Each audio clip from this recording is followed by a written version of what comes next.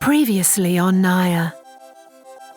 What Neeman was looking for, those scrolls, I think that the time is very pressing that we need to take care of these and bring them back to the tower at Moon Lake.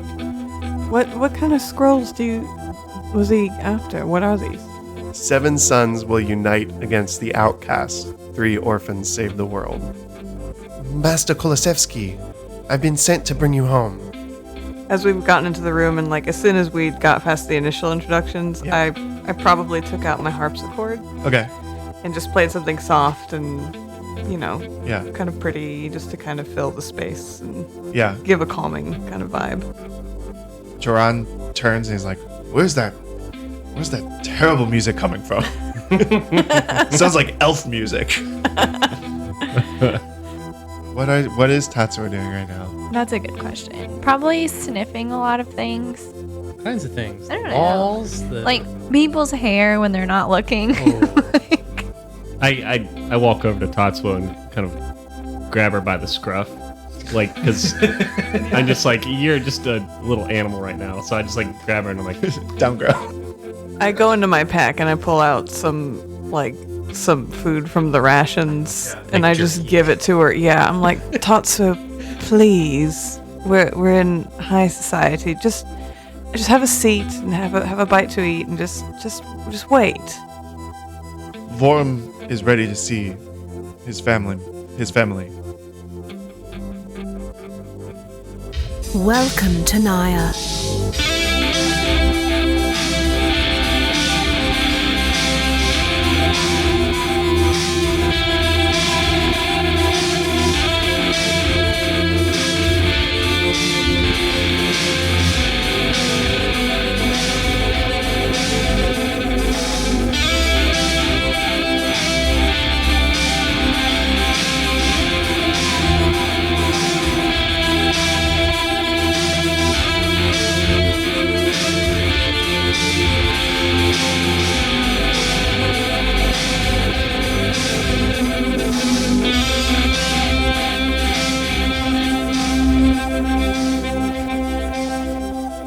Hello, everyone. Welcome to Nire. My name is Jay, your DM. This week we have the same characters as last week, and they are Tatsuo, the human samurai, played by Aaron. Harry the druid, played by Ian. my name's Andrew. I'm playing Reeve Vitevich Kolosevsky, a paladin hill dwarf. And I'm Amy, playing Bijou, the high elf glamour bard. All right. So we are in the bedroom of Vorum Kolosevsky. Around his side. As you enter in the room, the doors close behind you. It is now only the family members, only father and his 3 children. You see his hand raise and beckon you inward towards the bed. And then Joran and Sinesk go and kind of sit on either end of it. And Reeve, what are you going to do? I'm just going to kind of hang out in the back still. I don't feel like I've really felt welcome up until this point. So I'm just going to, I've been invited, but I just don't feel welcome kind of thing. So I'm just kind of hanging until my father acknowledges me. Yeah. I guess. He looks around and he goes, "My children." And his smile creeps across his worn face. And his eyes take time to study all of your faces, the bronze skin and golden beard of Joran, the cropped black hair and glistening eyes of Sinesk, and then finally his eyes go down to the end of the bed and he sees you, Reeve, and he says, "Reeve, I'm so glad that you could make it." Hello, Father. I'm sorry that this is the first time you've seen me in the circumstances behind it all. His hand goes up and he says, "The past is the past, and I'm glad that I could see you now before I move on." And he says, "I have something very important to tell all of you." Duran kind of puts his hand over his father's, kind of holds it, And he says, "It's okay, Father. Save your breath." And Vorum says, "No, you need to know." And he tries to sit up. And he's like struggling. And Reeve, you can't help but notice how fragile and near death he looks compared to the last time you've seen him, and how like old he is. And Siness kind of helps him up, and she like rests his. She kind of like goes behind him, so he's like leaning against her. And he says, "You all need to take care of each other." And Siness is kind of now like cradling his head on her shoulder. Can I make a perception? Let me see. Hold on. Sorry, I just so filled with emotion. I have to take a second step back. Sorry. Yeah, can I make a perception check on anybody to see if there's any like non-genuine like emotion going on? Yeah. Totally. Okay. Like yours. Well, no, I mean, okay. Just looking around. Just Is looking everyone upset? Smells like poison. I got 15. Yeah, I mean, like it's there's like tears flowing. Like it's very. You can tell that your father is like clearly, visibly about to die, and that everyone is just like kind of spending the last moments they can with him. Is there any room for me to get close to his head, like just to his arms or something? Yeah, I mean, you can like it's a dwarven king, you know. So Yeah, it's I'm gonna kind of move over to his side and just kind of look at him. Yeah. Just kind of study his face, and I don't know. Just tell him. I know the past is the past, but I feel like you need to take this with you. That I've always loved you, Father, and I'm sorry that I've put you through any pain and all of you. And I kind of address everybody else and just give like a very heartfelt apology for all the deeds, and just ask if there's anything they need from me. Is there anything you need from me? What do you need? his hand kind of like goes, his free hand goes and like rests on your like on your leg, and he kind of like gives you like a very gentle pat, and he says,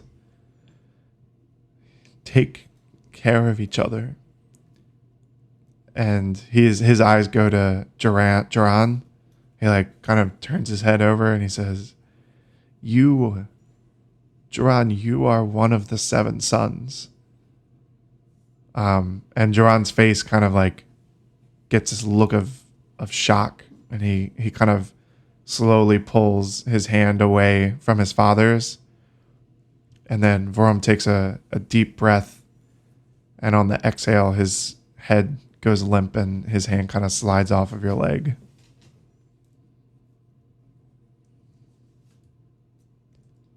Your father just died. I know. I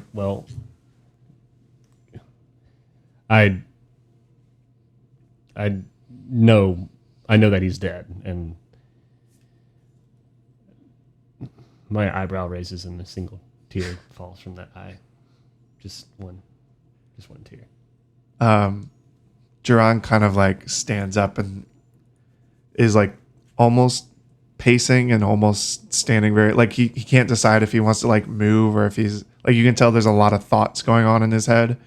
Siness lays her father down and kind of pulls the blanket up to him, and she turns to Duran and says, What did he mean? What did he mean you're a 7th son? Duran is kind of like ignoring her. The sound's not going through, basically. Like he's got a lot of thoughts going on.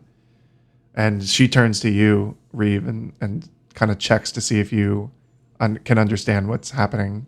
Do I understand? Do I know? Have I heard of the seven sons? I feel like I should. The only time you've ever heard it was in that prophecy that you read. Ooh. Do I have that written down? Yeah, I got it right here. What did it say? Blah blah. Seven blah blah blah. Library prophet. 3 orphans will save the world. It says, God, it's been a long time since. It was like the 7 sons will unite against the outcast. 3 orphans save the world. Oh yeah, I have it here. What does that even Sorry, mean? we got one here too. It's You have it written in temporary hit points. It's not reference. It's just hard because it's not in reference to anything that we know. yeah.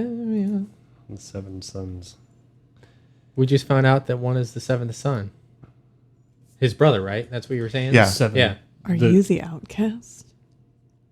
Look at this outcast. It's over here. either I'm that not the or outcast. no. There's All no way because nonchalant. I'm not outcast because I've been invited back in. That's true. There's no way.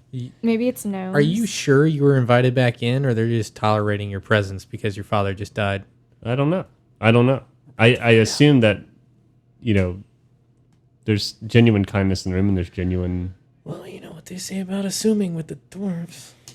Makes an ass out of you and me. Yep, they say the same thing we do. Exactly.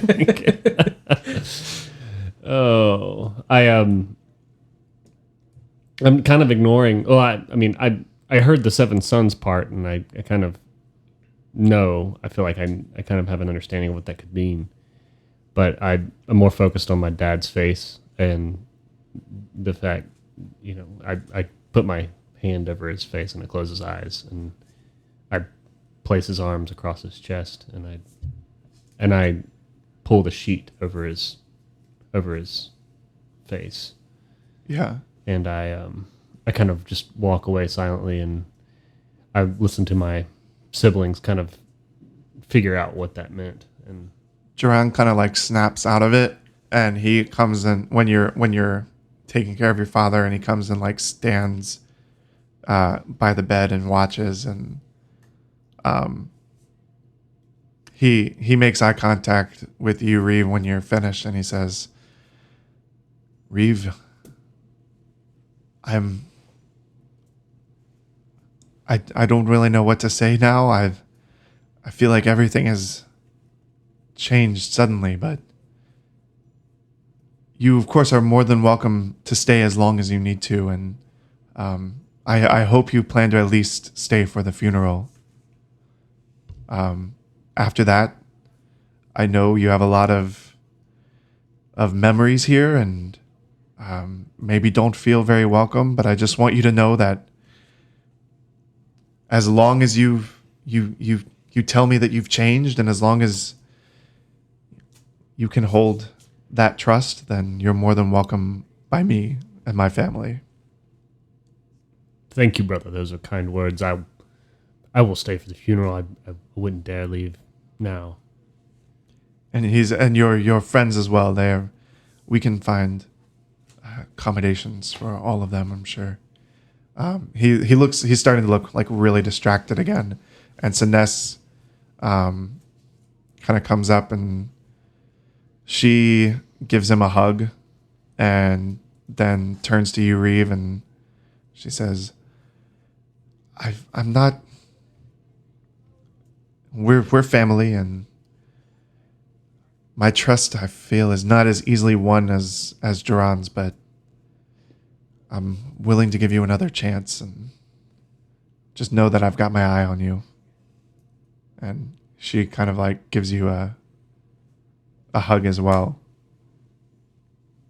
And I kind of accept it because I don't really get hugs very often. So I'm like pretty thrilled about that. Yeah. I'm just like, like with my beard, I'm like the cold stare kind of melts away. And I'm just like, it's like a cat, like a dog that hasn't been pet, Aww. And I just finally get that pet.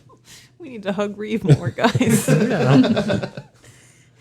Poor old guy. But as soon as she pulls away, I become rigid and very paladin like again, and I remember remember that I need to be Yeah. a hardened man to get through this world. Duran turns to you guys and says, "What do you all know of the Seven Sons?" Sinest like looked confused. She's like, "I've never heard of that before in my life." But he's my brother. I've got to tell him. This is me, like talking to myself in my head. Can you remind me again where we heard the where was that prophecy from again? Was it in the box? was it in the box? No, you never opened the box, Aaron.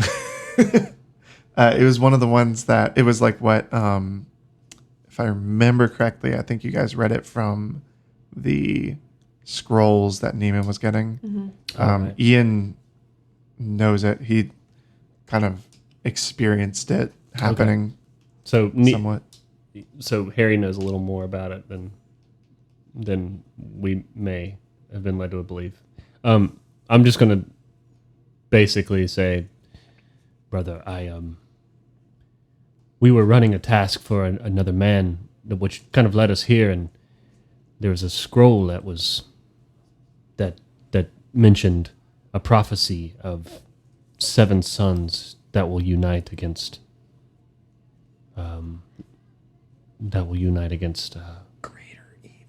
a greater evil. It wasn't. I mean, it's It, the same. it may have been an outcast of some sort, but I don't know if it probably is not relevant. But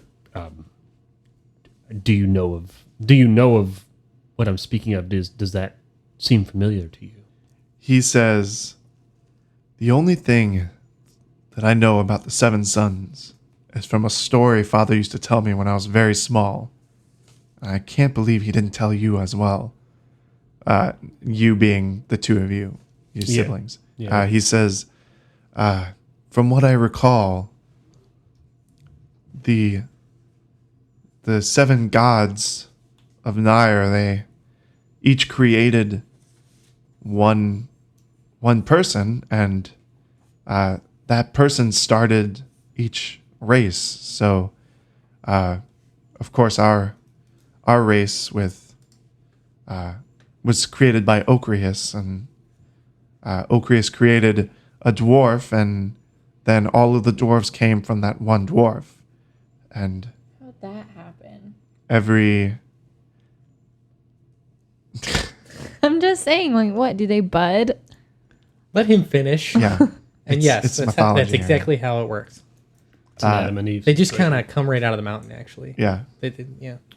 And he says, and the lines of the 7 sons created by the gods are known as the seven individuals created by the gods are known as the 7 sons.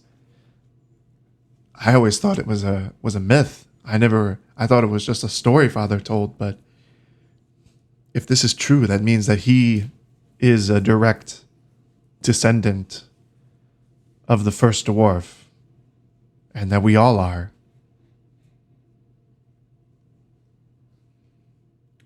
Dun, dun, dun.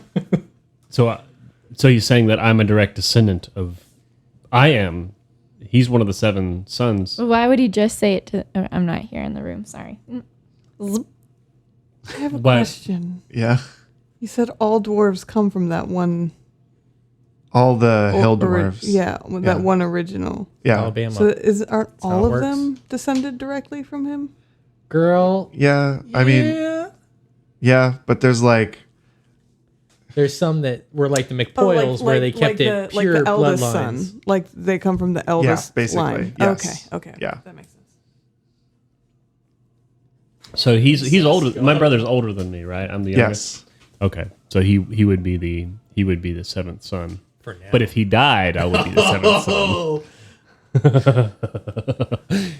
Not that I would think that at all, But I did. but it did. You know, these things happen. So basically, I'm hearing all this, and these stories weren't told to me. I don't have any recollection of these stories. No. Okay. So I kind of I kind of look at him and. I mean, you know the stories of like Ocrius creating the dwarfs. Yeah. But you don't have any like Seventh Son stuff. Right. Like that lore is not something I'm familiar with, other than the prophecy in just now. So I look at him and I'm like, so you, just kind of like stumbling like so. I don't really know what to say other than just wow. Is that a term the dwarves use? Wow. Jeez. Wow.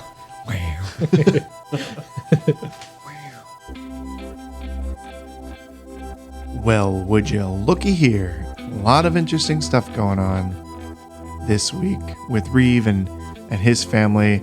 Guess what? We're about to cut to everyone else. Everyone's been so nice and quiet. Let's take a look at what they are up to today. During our little mid-roll here today, I would like to give a special shout out to the D&D club at Olympic High School. I got actually, my dad is a teacher at this school, and he told me that he kind of turned on the D&D club to the podcast. So I just wanted to give a special shout out to you guys. We appreciate y'all listening. And if you ever have any questions or want to talk D&D with us, you can hit us up on Twitter, or again, email us at worldofnire@gmail.com, and then Twitter is at worldofnire. We'd love to hear from y'all, and if you have a D&D club of your own, let us know. We'll shout them out. Or if you are in a group, hit us up on Twitter, hit me up in the email, and we'll shout you out on the mid-roll. We'd love to hear where you guys are from, what y'all are playing, if you are, or maybe we can even use this as a bulletin board. If you want to play a D&D but you don't have a group for it, let us know. We'll say, hey, so-and-so wants to play. Here's his Twitter handle, and he lives in this area. Hit him up, or play online. I don't know, whatever. It could be cool, right? I don't know. I'm just kind of rambling on at this point. It's pretty late at night when I'm editing this right now, so I'm glad you guys are here with me. We're sharing this experience together. Thank y'all for listening. Let's get back to the episode. Bye-bye.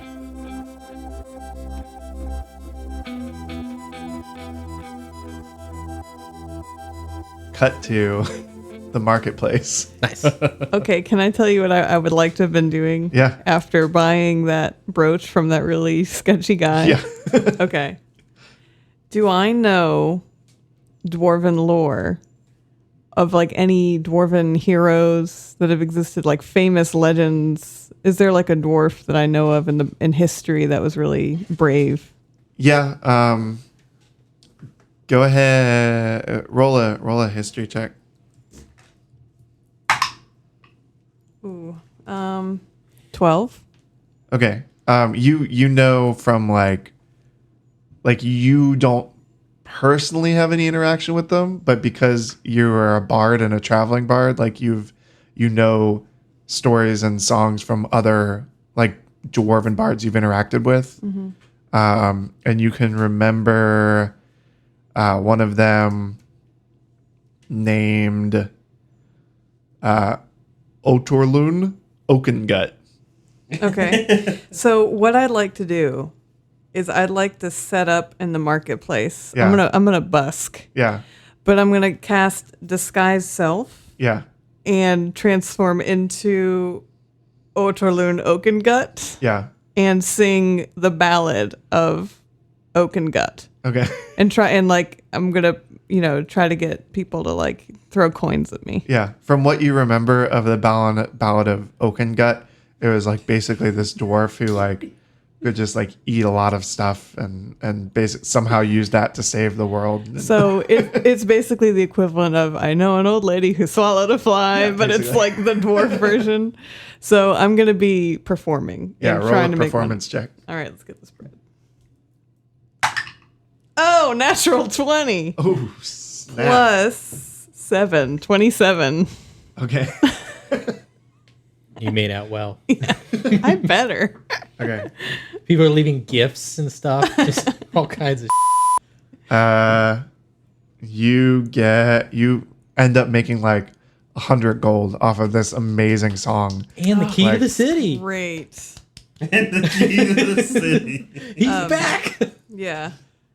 That's awesome. That's a lot of money. Yeah, Oakengut is like, I'm dressed in blue. I have this hat with like a huge feather. Yeah. Just like black long beard. Like I look like this dude, and I'm singing the song. And Are you guys with Bijou, or are you kind of doing your own thing? I specifically told Harry to keep Tatsuo away from me while I'm performing. Damn it. You're on Babysitter? babysitting duty, but I told you that I would give you a 10% cut of what I make. I'll take that. Okay. Okay. So after you're kind of cleaning stuff up and like collecting the gold and stuff, you are approached by a dwarf who looks kind of disheveled and like kind of like he's walking towards you, and roll a perception check.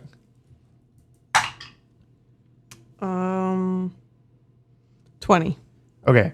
You can see him kind of like reaching into his cloak like he's going to pull something out, and he's like staring at you and like coming at you pretty quickly. Oh, now you feel so sad I- Tatsuo's not around. At the end of the song where I'm talking about Oakengut like fights off this thing, Yeah. I draw my rapier out, Yeah. and I make it look like part of the song, but I'm watching him very intently, and I'm ready to defend myself if I need to. Yeah. Roll an initiative. Oh god. Oh my God. never had a rapier. He had a all I massive got. great axe. I know, that's all I got though. No, it was a club that doubled suspicious. as a huge spoon. Oh, Yeah. that's good. It's amazing. Okay, for initiative 21. Okay. Damn. Killing it. So Yeah. you have the first move if you want to do anything. He's coming at you, and he pulls out a like a scimitar from his cloak.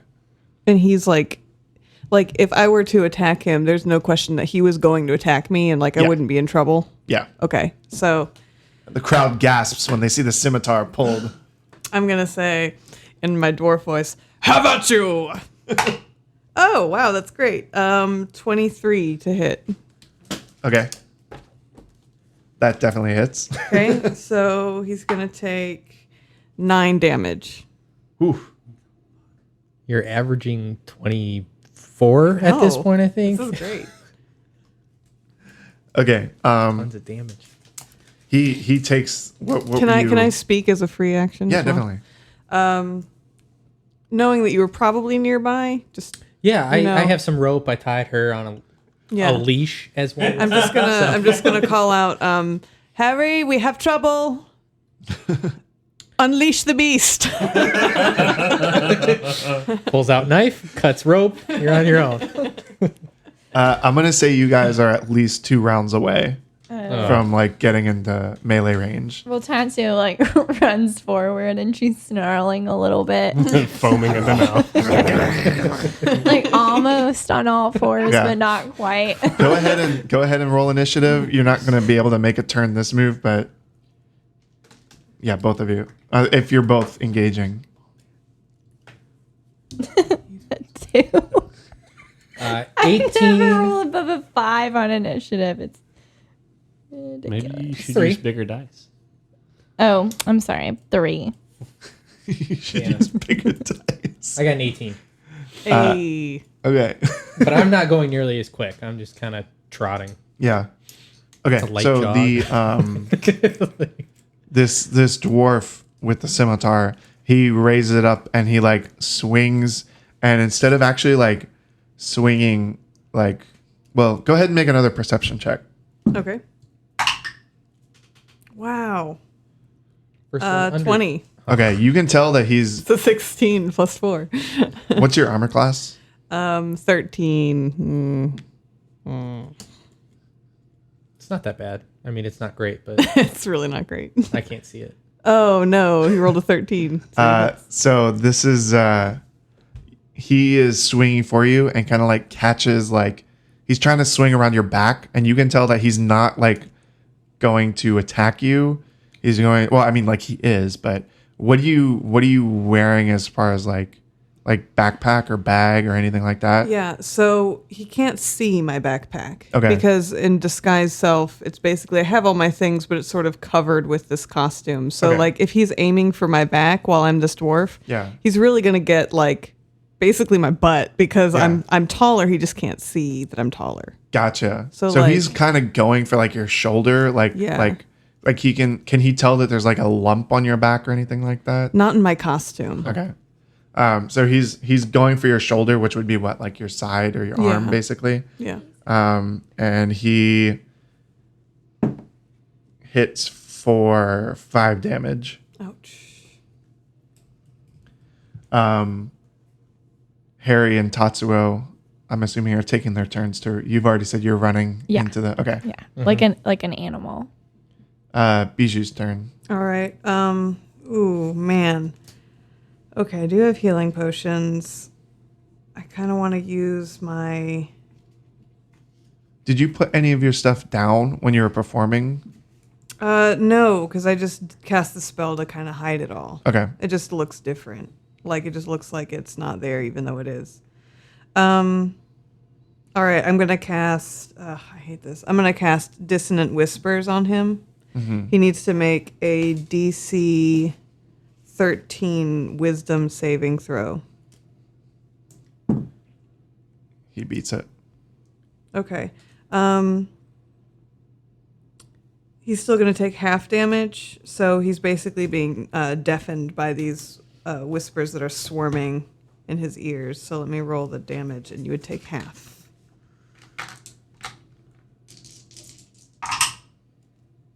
I rolled 12, so he would take 6 damage, psychic damage. And I'm going to... I can't move away because we're in melee. Ugh, that sucks. That's. Can I see Harry and Tatsuo yet? Like coming toward me? They're kind of like the crowd that was around you is like now kind of like even more like they all kind of backed away, but they compacted. Yeah. And so they're like having to like push through like all these like dwarves and. But Harry, are you still in small size or Are are you you bigger now? 100% sure that they're not jumping away at the sight of a snarling? Yeah, they think it's part of the show. Oh. So wouldn't they make way? No. Can I see them within 60 feet of me or not? Yeah. I can? Yeah. Okay. I'm going to use my bonus action, Mantle of Inspiration. And I'm basically going to sort of be covered in light for a moment. And each of these two gets temporary 5 hit points and myself. What is this? Mantle of Inspiration. +5? Yeah, 5 temporary hit points, including myself. How many, is that just for this round? It's for this whole fight. Okay. Ooh. Hit points? That's really nice. Yeah, and then when a creature gains these temporary hit points, including myself, I can immediately use my reaction to move up to its speed without provoking opportunity attacks. Okay. So now that I've done that, I'm going to move away 30 feet from him. You can move about 20 until you hit the crowd. All right. I'll do that. I'll get 20 feet away. Okay. He's kind of like stumbling from that psychic attack, and he runs after you and pulls his scimitar, and this time he like jumps onto your back. What would he feel with like the disguised self going on? Yeah, he would feel my backpack there. Okay. And instead of like attacking you, he's like pulling at it. And I'm going to count this as like a grapple. So go ahead and like, you can do Roll either it. strength or dexterity, depending on if you want to like throw him off or like kind of avoid it.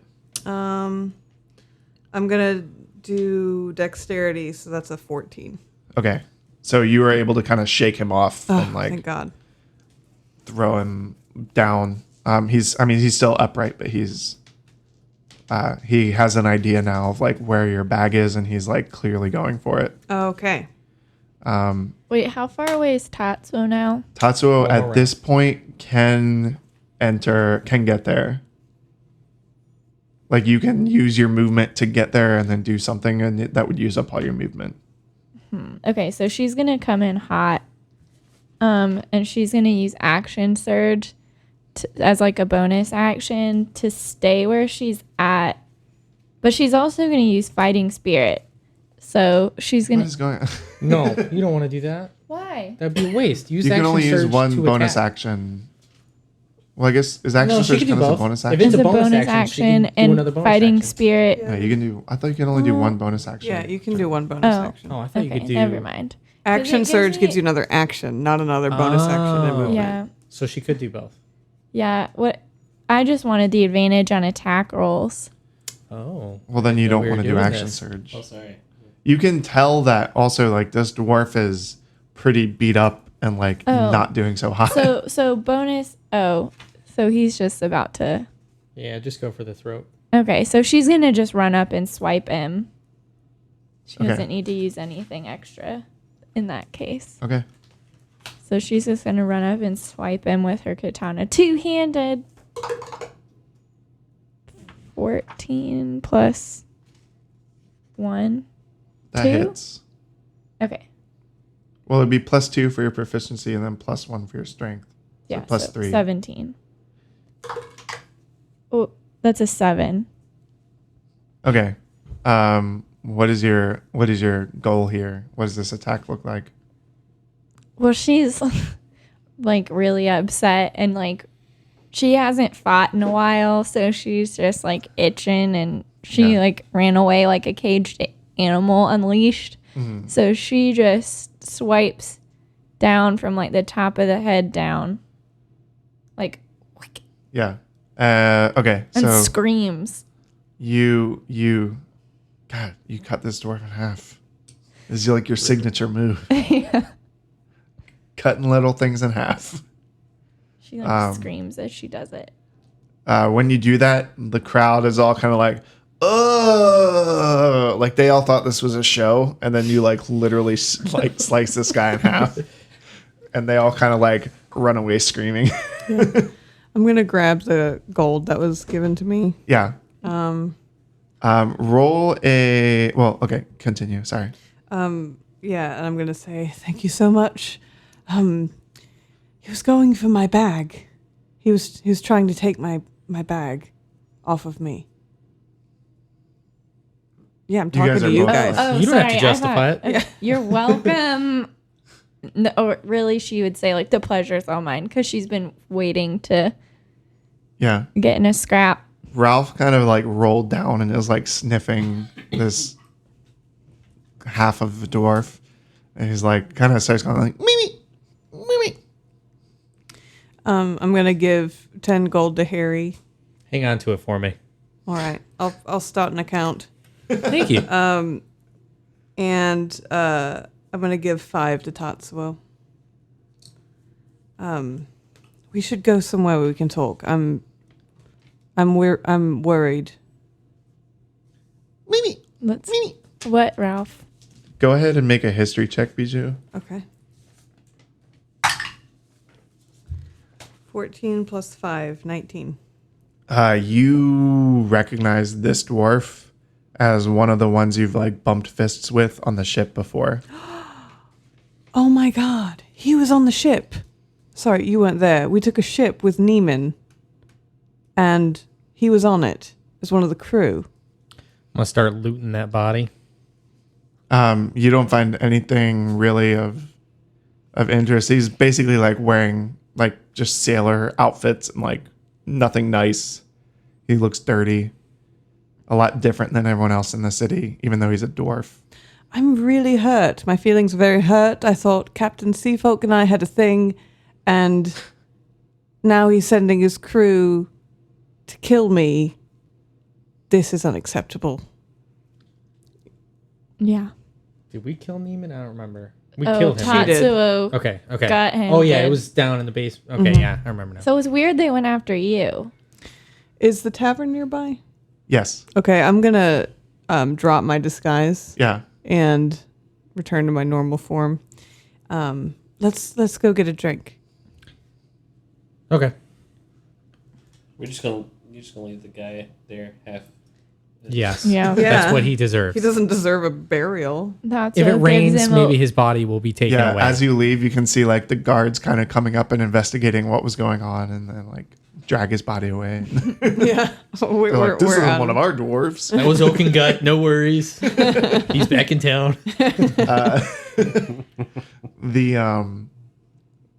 At this point, Reeve, if you want, you can kind of like join up with the party, or if you want to do your own family stuff, you can. It's up to you.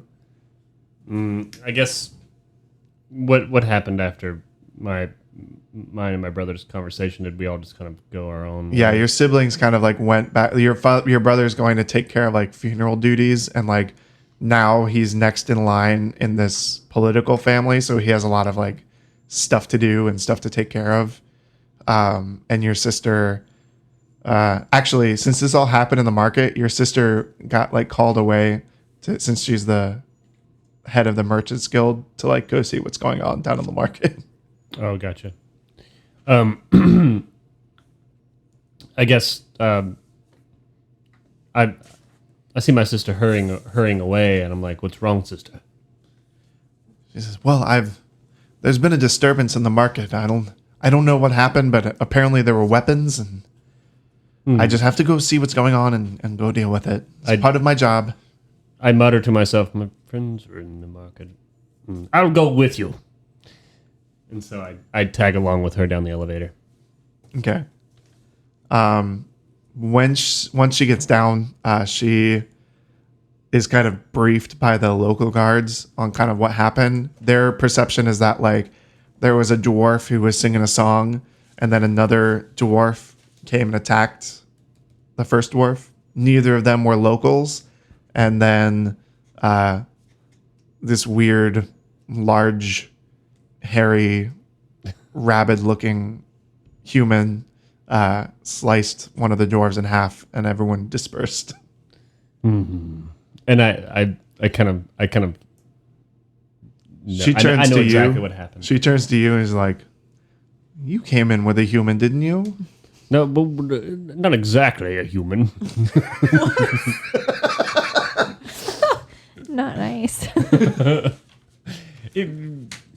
Just slightly animalistic person, if you will. Then yeah. I will go and see to my friends. I will see you later. All right. So everyone is in you find them in the tavern. When you guys get into the tavern, it is very crowded. Lots of upbeat music going on. Everyone's having a great time. Lots of noise and jeers. And when you come in, everyone kind of like looks at you because it's all dwarves in here. Like you guys are like a head above everyone else at least. Whoa, I am a And, very like- tall dwarf. Yeah. Very attractive. All right, yeah. you're a taller, attractive And dwarf. Tatsu's You're still taller probably than all the other dwarves. covered in blood Best part. still. Yeah. Covered. I'm gonna use prestidigitation to clean up the blood off of Tatsuo's. Just we don't need any questions. Yeah. So let's use my cantrip. Okay, so Probably the cleanest your clothes have ever looked. Ooh. once you guys get in, you see like a large, like not necessarily height wise, but like personality and gut wise, a very large dwarf with a big, long ginger beard. Everyone's kind of like crowded around him, and he sees you guys come in and he says, strangers, come on over." Thank you. He kind of offers drinks to everyone. He says, "Not very often that we get people looking like you coming into a bar, our tavern. And nice to meet you. My name is Skardake Thunderbrew." Gardache? Skardake. Skardake. Scarday Thunder. Everyone else is kind of like gotten a little bit quieter listening to the interaction. Like you can tell that Skardake, everyone there knows him, and he's kind of like well-respected patron. He says, fine set of adventurers like yourselves we don't see very often. Can I challenge any of you in a drinking contest? Can I just smell the drink just to make sure it doesn't smell Yeah. like? What do you want me to roll for? I guess perception. Okay. 14. Yeah, it's very strong ale. Okay. He already gave us a beer each, right? Yeah. Yeah. Yeah, I'm gonna chug it real quick and say, yeah, I'm down. All right. Thunder boom. Thunder brew. Oh, the whole bar goes. And they everyone comes in, and this is a very crowded tavern, so there's like a few hundred people. They're all like making a circle around your table, and there's like he's at one end of the table, and then there's a chair at the other end, and he says, "Well, have a seat, friend." I'm gonna put my hand on Harry's shoulder and inspire him. Yes. Harry, you got this. My money's on you. What's advantage, right? Are you actually putting You get an extra d6 to add to a roll. Oh yeah. I'll give you one of my special bard d6s. Get the golden d6. Oh yeah. Oh. You It can- already feels great. You can use it once. Oh. I'll take it. The music picked back up. It had abruptly stopped when you called him a name, and it's picked back up again now. And everyone around is like trading money and like exchanging, like making bets and stuff like that. He turns to you and he says, "Well, how much do you want to put on?" How much you got? I can bet up to I'll give you 20 gold pieces. I will say I'm pretty well known in this tavern. I don't lose very often, so the odds are going to be in your favor. Aren't? I just Aren't? nod like you've got the money. Have I entered the tavern yet, or am I almost there? Yeah, so you come in and you can see you come in like right when the music picks back up, and like all the people are crowding around and making like a circle around this table. Okay, I'll walk through the crowd, kind of shuffle my way through, and I'm like, "Oh, what are you doing, Harry?" Well, I'm challenging Thunderboob over there. You mean Scardell Thunderbrew? You're crazy! This man can drink a dragon under the table. Well, you haven't seen me drink. Yes, but Harry's very big, so he's got a better chance of winning. Yeah, don't- I'm what, 5'2"? Come on. One of the dwarves comes over and like taps you on the shoulder, Reeve, and says, "You want to get in on this action? I'll give you a 10-1 odds on Skardake." I'll I bet against Harry. Yeah, there it is. Our friendship died. He doesn't know it. I just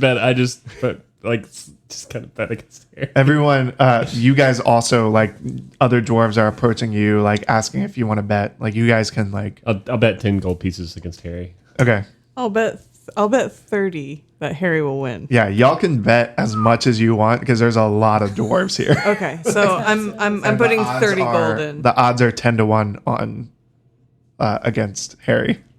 So like if you bet on Harry and you win, you get 10 times as much as you bet, basically. So he's in 20 gold and I'm in 30 gold. Okay. I'm in 10. Let me think about this for a minute. Too 'Cause late. Tots We're gonna was start really drinking. cheap. Too late. She'll do 10 Tatsuo, against. no one approaches you because you look crazy. But if you go to talk to someone, they'll Yes. make a bet with you. Yes. So she goes and's like, "Who wants these 10 gold pieces?" A dwarf who looks barely old enough to be in this tavern is like, "Oh, I'll take you up on that. Skardake's my hero." I'm going to bet for Harry though, not That's a against him. mistake. What's the drinking age for? It's only 10. dwarves. Doesn't It's like- matter. 1-year-old. Yeah, right? Well, I mean, they live to be like. It's 6. It's 6. Oh, 6. Okay. Yeah. So Kind of doesn't matter. you He's bet- ready to roll. roll a Constitution check. We're gonna do a lot of these. So, what was your Constitution? How many of these are we going to do? As many until someone passes out, Oh, well, that might be and it's gonna get here. increasingly harder every time. Well, I have to use this now. 4, so that's 12. You're not going against him. You're hitting a DC, and it's starting very easy, and it's going to get harder every time. Oh, didn't do that. 11. Yeah, that passes. You're fine. Yeah. You chug it and you slam it down, and Skardik does the same. He says, "Well, that was easy. Nice, smooth tankard to start us off." I get as many people in the crowd as I can to start going, Harry, Harry, Harry. It's just you. You ready for the next one, boy? 20. All right, that passes. 17, yeah. It's a 17, yeah. Skardik slams it down, wipes his fist through his beard to clear it all. He's like, that was delicious. And he says, so what brings you down to Soft Hill? Hang on a sec. 21. Pass. Just visiting. Hold on, I need to take a tally of this. We did 3, right? Yeah. Okay. 3 hours later, we're still rolling right? drinks. Roll. 13. Passes. Oh, God. He's I feel like it's at 12 right now. so he says, well, I'm glad to welcome you to our fair city. Anything I can help answer for you while we're enjoying some cold brews? Nothing witty right now. God. 22. Oh, man. Don't waste all the really high I know. rolls This already. is upsetting. Skardik almost did. You all right over there, bud? He says, Saw that last gulp come up. yeah, his this one doesn't go down as fast as the last one. He kind of like chokes on the last gulp, but then he finishes it. He's like, oh man, went down the wrong pipe there for a second. That's cute, Thunderbush. Oh, God.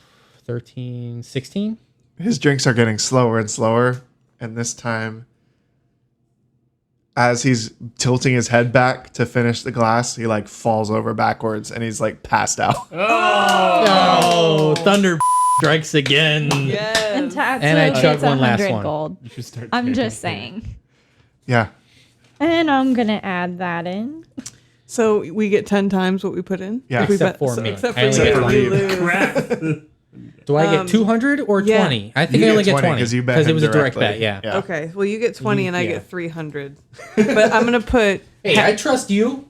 Money doesn't mean anything to me. It's just I'm still occasionally going I to tell see you, I'm something I putting like. half of it into your bank. Beautiful. Thank you. You're welcome. Thank you. We're rich. Hold Well, on, I have not to all do- of us. I have to do math. Oh, hey, Reeve. You looking a little distraught over there. Did you lose some money? Just don't get your head. Your head's too big for your shoulders now, son. That's fair. That's fair. He was having a rough day. It's not like him to fall after 5 drinks. Yeah, it was quite embarrassing. For you. Yes, well, you know. I thought dwarves could drink. I know gnomes that can drink more than that. Oh my god. Oh, no. Bard goes silent. Harry, do you want One of the everyone goes. There's a hush falls over the crowd, and someone turns and he says, "You know gnomes?" Oh, No, I'm saying. Doesn't fit, but I had to do it. no what I'm No, saying. what I'm saying. Everyone kind of like cautiously. The rumble like cautiously resumes. Suddenly, the door to the tavern swings open, and a dwarf with a crazed look in his eye rushes in. And a hush falls over the crowd and looks at the door. He goes, "The knockers! The knockers! They're coming for me!" That was good. And we'll pick that up next episode. Thank you guys for listening. Find us on the internet at The World of Nire, and we'll talk to you next week. Bye. Bye.